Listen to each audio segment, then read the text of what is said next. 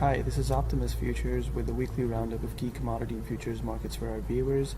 As always, please let us know if you have any questions or any feedback in the comment section below. We appreciate our viewers interacting with us. So let's begin with this week's analysis with light crude oil futures for the December delivery contract. This market over the past 2 to 3 weeks has been really bullish, and the bullish momentum has been very refreshing. So basically, if you look at the price action here, price was caught up in this wedge pattern here and eventually broke out about 2 weeks ago. And so prior to last week's market open, we basically saw price push through out of this wedge and a breakout. Although we would have preferred a little bit of more rounded pullback to this area before price shot up, which would have been a typical breakout play. But essentially, price just left the station right from the word go as soon as we saw a push through this area. We did see a minor pullback here, but it wasn't really more of a deeper, rounder pullback that you would typically expect when you have a textbook breakout play of wedge patterns. But either ways, we just saw price shooting straight through into really long-term highs over here, which we'll see in a moment when we hit the daily time frame. But let's just first decode the price action we saw in the prior week. So the market basically opened around here, right around the high of the prior week.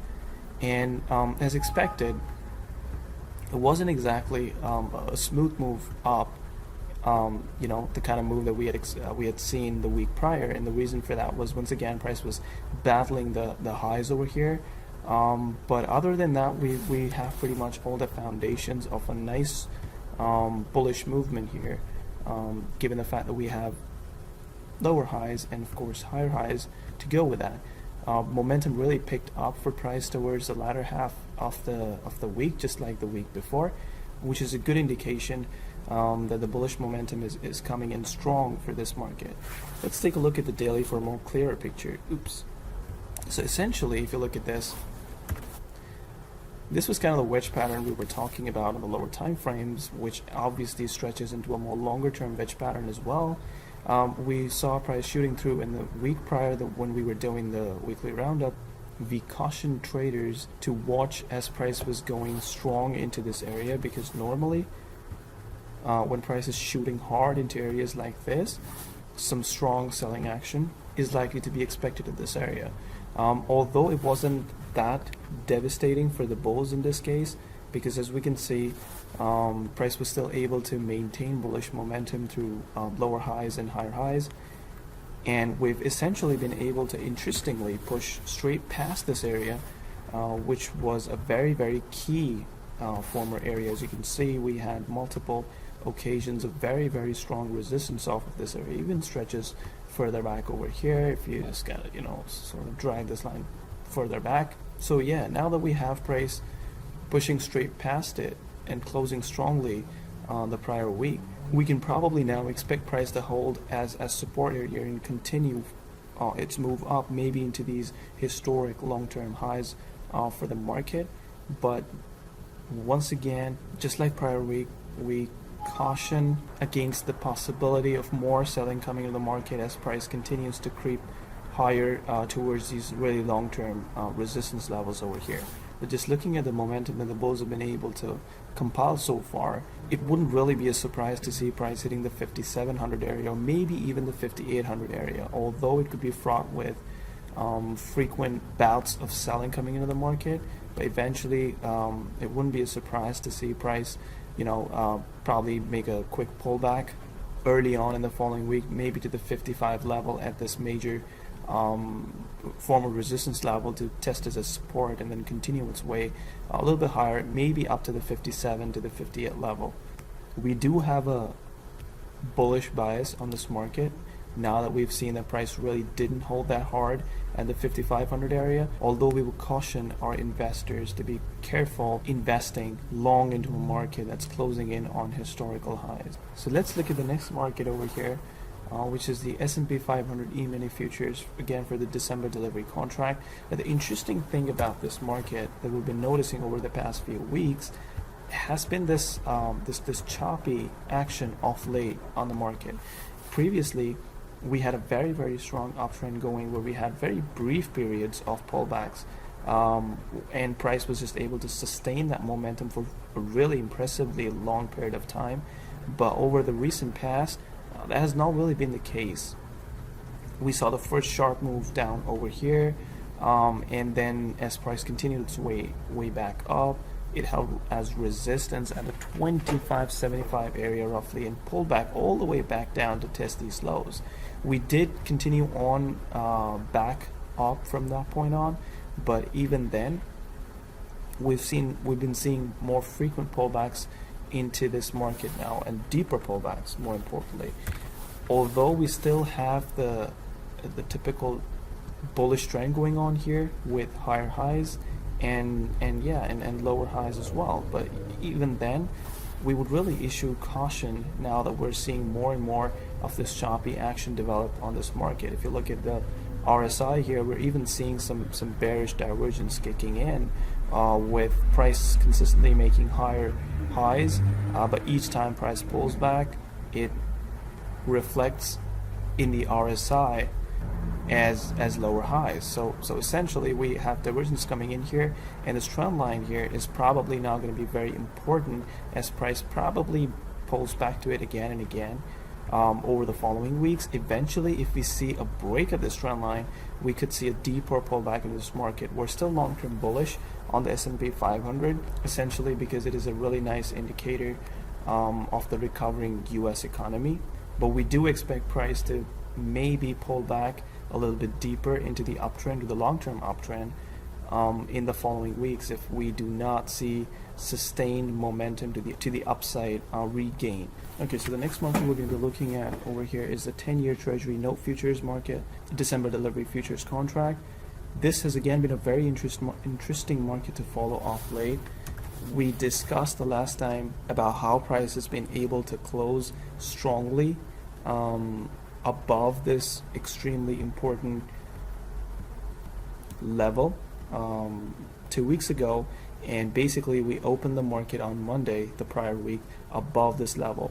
We did mention in the last week's roundup that depending on how price does here, we could either see price trickle back down, use it as resistance, something like this, and continue its way down. On the flip side, we discussed that if price was going to hold as support over here, we could see price hitting the highs over here and basically these levels over at the top. And that's essentially what price has been able to do here. It opened on Monday, pulled back, held as support at this level, then continued its way higher, hitting these important levels in the market. Once again, as you would expect, price held here as resistance, pulled all the way back to this level, held as support, went all the way back up, again held as resistance at this level over here, and has since been a little bit choppy. We've been seeing spikes coming into the market here, but that is kind of expected when price is trying to push through these important levels from the past. But interestingly though, the fact that price has consistently been able to post higher highs tells us that we may in the following week push towards areas such as the 125.30 area, and maybe levels beyond that, such as this former resistance area here, as well as the highs over here. But that remains to be seen. We're still caught up between a lot of levels here midterm that price is trying to push through. So this is more of a wait and watch kind of a market for us this time around. Okay, so let's look at the next market here, which is gold futures for the December delivery contract. Again, this has been a very interesting market to follow. Essentially what we have here is a long-term downtrend here in gold, and last week we saw price closing at a really interesting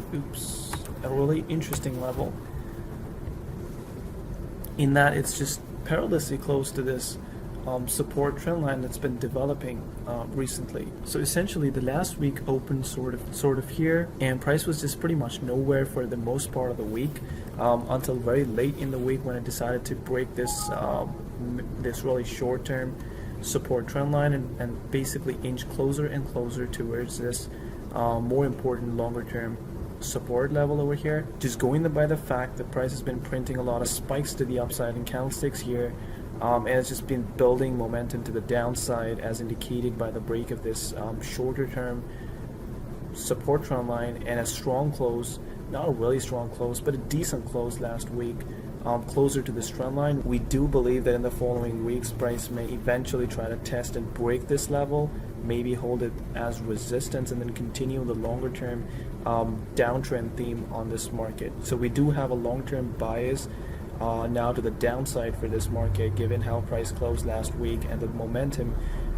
from the sellers that we're seeing compile over here. Okay, so the next market we're going to be looking at is the Euro futures market again for the December delivery contract. This has been to us one of the most interesting markets to follow off late, simply because of the developments that this market has had on the lower and the higher time frames. In last week's roundup, we discussed how price had basically plummeted straight through the 1.18 level after oscillating back and forth off of it for quite a few weeks. This was a really interesting development, and especially given the fact that price was able to close rather strongly. So we basically opened the last week around here, and we discussed the last time we were analyzing this market that given the sharp move down, we were expecting some kind of a pullback into this market, at least up to this critical low over here. And that's essentially what price was able to do here. We did see a pullback. Once again, the bulls really weren't in control at all, and price was just trying to pull back and creep back up towards this important low.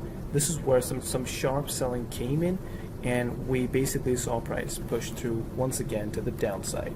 Importantly, we also have a breakout here, and you can even consider this to be a bearish, really nice and obvious bearish flag pattern that is broken to the downside here. Early on the following week, we expect price to probably push back a little bit into this support trend line and then continue its way down. There's another extremely important reason why there's more sell side activity likely to come for this pair. So if we look at the daily here, we had some really interesting development going on here.